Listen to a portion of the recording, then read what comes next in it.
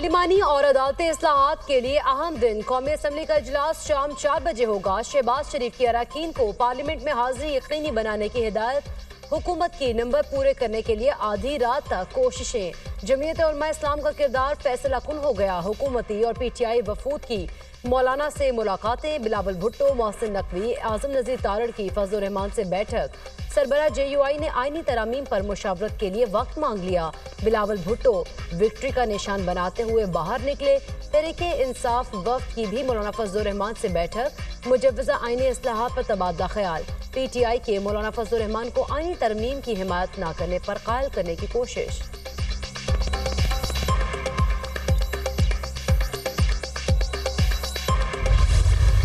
Sir कौन कौन सी मुजव्वजा तरमीम आ रही हैं?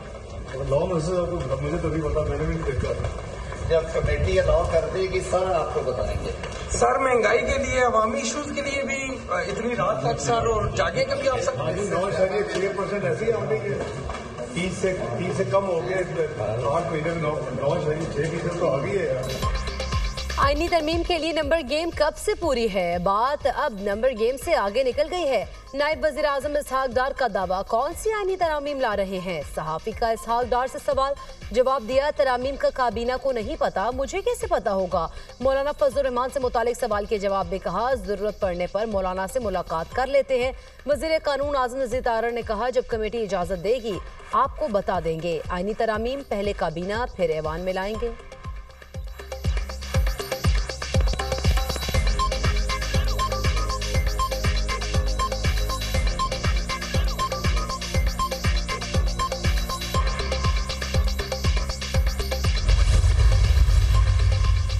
सेनेट इजलास का वक्त तब्दील। एवान वाला का इजलास अब 4 के बजाय शाम 7 बजे होगा। हुकूमती तजवीज़ पर सेनेट इजलास का वक्त तब्दील किया गया।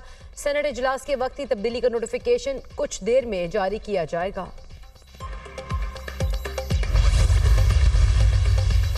कौमी असम्बली कानून साजी से मुतालिक स्पीकर चैम्बर में अहम इजलास। डिप्टी वज़ीर आज़म इसहाक डार, आज़म नज़ीर तारड़, खुर्शीद शाह और दीगर अरकान की शिरकत। वज़ीर कानून आज़म नज़ीर तारड़ की आईनी तरामीम पर ब्रीफिंग। बिलावल भुट्टो से नायब वज़ीर आज़म इसहाक डार की मुलाकात। असम्बली में पेश होने वाले बिल पर बातचीत। चेयरमैन पीपल्स पार्टी से खुर्शीद शाह और नवीद कमर की भी मुलाकात। स्पीकर ऑफिस में होने वाले इजलास बारे ब्रीफिंग दी। पीपल्स पार्टी के रहनुमा खुर्शीद शाह का कहना है कि सियासी बहरान को हल करने के लिए कोशिशें कर रहे हैं। कोशिश है कि वो तरामीम लाएं जिन पर सारी जमातें मुत्तफिक हों। मौलाना फजल रहमान के सामने तमाम मामलात रखे हैं। कानून साजी के लिए PTI भी अपना रवैया तब्दील करे।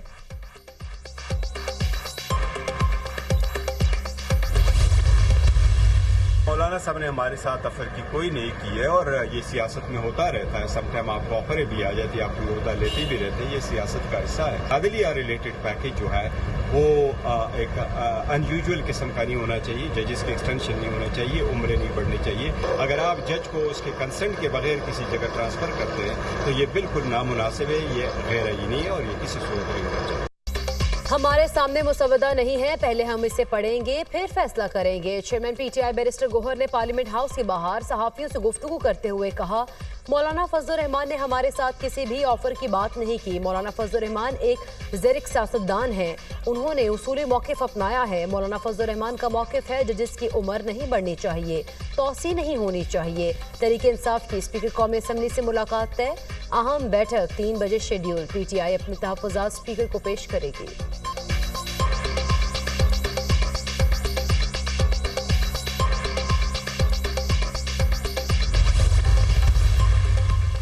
विफाकी काबीना का इजलास 3 बजे शेड्यूल। विफाकी काबीना आईनी तरामीम के पैकेज पर गौर करेगी। मोहसिन नकवी और आज़म नज़ीर तारड़ काबीना को मौलाना फजल रहमान से मुलाकात पर एतमाद मिलेंगे। विफाकी काबीना सरबराह JUI के मुतालबात पर भी गौर करेगी। विफाकी काबीना से मंजूरी के बाद आईनी तरामीम पैकेज पार्लियामेंट में पेश किया जाएगा।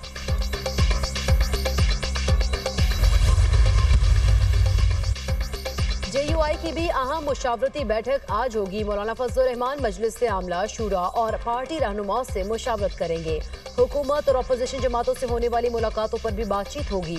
JUI के कानूनी माहिरीन मुजव्वजा आईनी तरमीम पर ब्रीफिंग देंगे। बिलावल भुट्टो की सदारत में पीपल्स पार्टी की पार्लिमानी पार्टी का इजलास 3:30 बजे तलब। तमाम अरकान कौमी असम्बली और सेनेट को इजलास में शिरकत की हिदायत कर दी गई।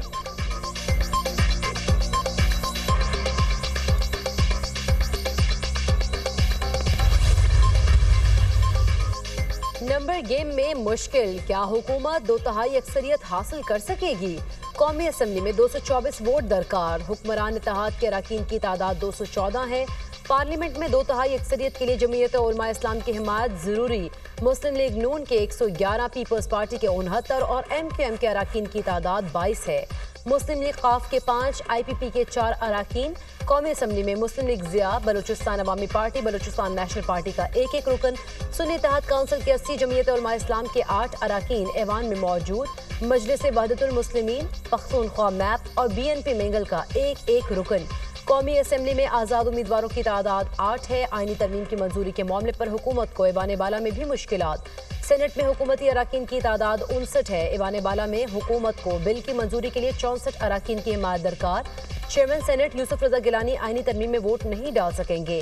JUIF वोट के लिए हिमायत का ऐलान करे भी तो हुकूमत को सेनेट में 1 रुकन की कमी का सामना। हुकूमती आईनी पैकेज में चीफ इलेक्शन कमिश्नर की मुद्दत से मुतालिक तजावीज़ शामिल। चीफ इलेक्शन कमिश्नर अपने ओहदे की मियाद पूरी होने पर भी काम जारी रख सकेंगे। नए चीफ इलेक्शन कमिश्नर के तकर्रुर तक मौजूदा चीफ इलेक्शन कमिश्नर फराइज सर अंजाम देते रहेंगे। मौजूदा चीफ इलेक्शन कमिश्नर की मुद्दत मुलाजमत 4 माह बाद खत्म हो रही है। MQM के रहनुमा फारूक सत्तार का कहना है कि आईनी तरामीम पर हुकूमत की हिमायत करेंगे। तरमीम फर्द वाहिद के लिए नहीं होनी चाहिए। आईनी तरामीम के बिल पर एतमाद में लिया गया है। आईनी तरमीम हुकूमत और पार्लियामान की 2/3 अक्सरियत का हक है। सियासतदान बेहतर समझते हैं कि किस वक्त क्या फैसला किया जाए।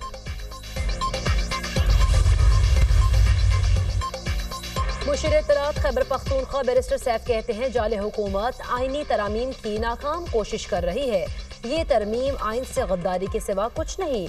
बुग़्ज़े बानी PTI में जाली हुकूमत आइन रोंदने के लिए भी तैयार है। PTI अदलिया के साथ खड़ी है, आज़ादी सर्द नहीं करने देंगे। इलेक्शन कमीशन ने मुल्क की तबाही में कोई कसर नहीं छोड़ी।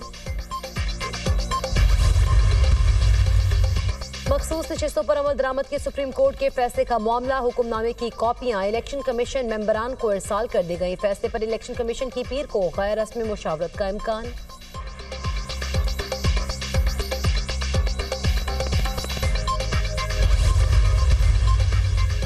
और अरविंद केजरीवाल ने दिल्ली की वजारत आला से इस्तीफा देने का ऐलान कर दिया। भारतीय मीडिया के मुताबिक अरविंद केजरीवाल आइंदा 48 घंटों में इस्तीफा दे सकते हैं।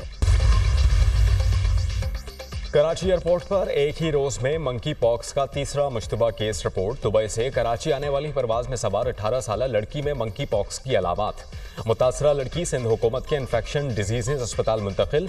टेस्ट के रिजल्ट आने तक अस्पताल के आइसोलेशन वार्ड में रखा जाएगा।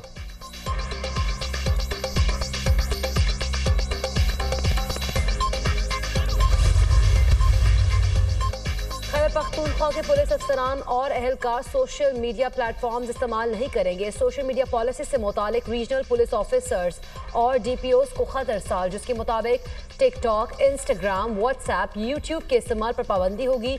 सोशल मीडिया पर बारूदी फुटेजेस, असलहा, पुलिस बैजेस या दीगर चीजें अपलोड करने पर पाबंदी होगी।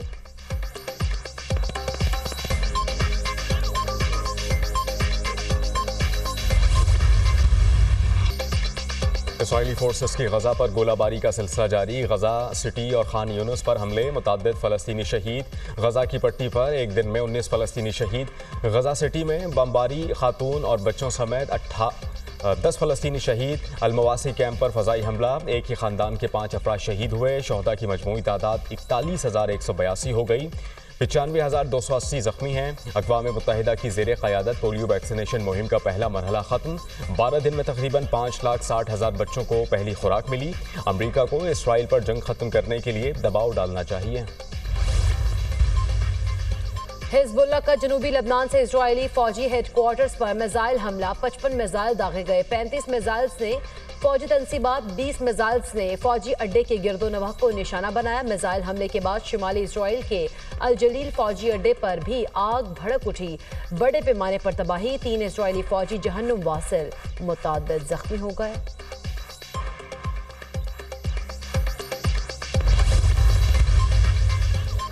अमरीकी वज़ीर ख़ारजा एंथनी ब्लिंकन की लंदन में बरतानवी हममनसब से मुलाकात। मशरिक़ वस्ता में क़याम के हवाले से बातचीत। इसराइल और लबनान में तसादुम से दो रियासती हल और अमन ख़तरे में पड़ेगा। चाहते हैं कि तनाज़े का सियासी हल जल्द मुमकिन हो। गजा जंगबंदी के लिए कतर, मिस्र और अमरीका की कोशिशों को हतमी शक्ल दें। अमरीकी वज़ीर ख़ारजा का आज़म, अक़वाम मुत्तहिदा क़वानीन के तहत गजा में शहरियों के क़त्ल-ए-आम को ख़त्म किया जाए। बरतानवी वज़ीर ख़ारजा।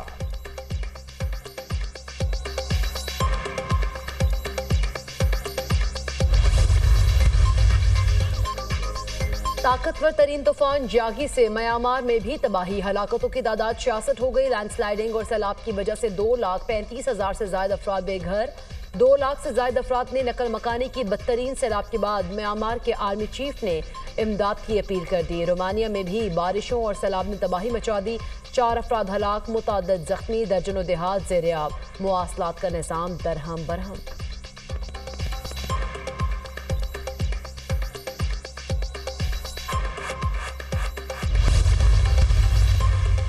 भारत में मुसलसल 3 रोज की बारिश से ताजमहल की छत टपकने लगी। ताजमहल के मरकजी गुंबद से पानी टपकने लगा, ताहम गुंबद को कोई नुकसान नहीं हुआ। ताजमहल से मुल्हिका बाग में भी बारिश का पानी जमा। मकबरे की फौरी मुरम्मत और बाग से पानी निकालने का काम शुरू।